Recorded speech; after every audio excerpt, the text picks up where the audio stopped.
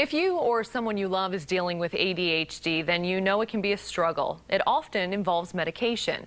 Well, tonight I'm introducing you to a local doctor who says it doesn't have to be that way. I'm showing you the simple changes he says you can make that could make a huge difference in your child's behavior. A quick search of ADHD, and these are the types of videos that pop up on YouTube. No, it was just erase one of those. I know it's hard. You'll also find a long list of medications as treatment. But one thing you won't find, a major suggestion that neurologist and Naples resident Dr. David Perlmutter says should be front and center. Diet is fundamentally important for how the brain works in everybody, including those with ADHD. He's written books like Brain Maker and Grain Brain to show just how important nutrition and, more importantly, a healthy gut is to maintain a healthy brain. And I think there's a place for the medications, but I think it's far overused. I think it's reasonable to start with a dietary approach.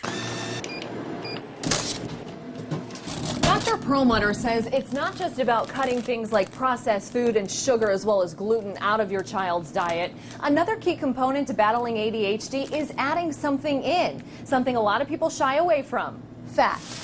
That a lot of these kids are deficient, for example, in things like essential fatty acids, particularly DHA. DHA can be found in fish and fish oils, but don't stop there. Good fats like olive oil and coconut oil, bring them back to the table, and generally kids will function better. How long would it take to see a difference?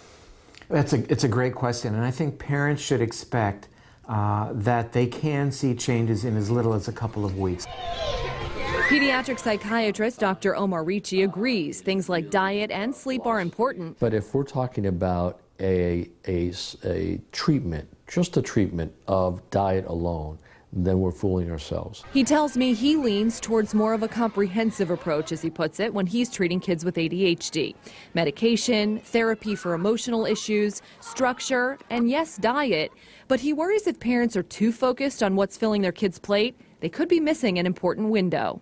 You do not want to miss out on the fact that this child is really getting further and further behind in school. These doctors may have a different approach, but both agree treating ADHD in kids is not a one-size-fits-all approach.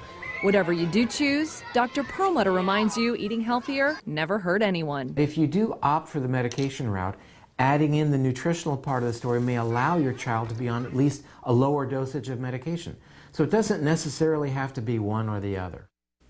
And Dr. Perlmutter says the risk of ADHD has as much as tripled, if a child is born by C-section, and kids who take heavy antibiotics, as well as kids who have not been breastfed. If you want to find out more about why he says that happens, you can head to our website and click on this story. It's at fox4now.com.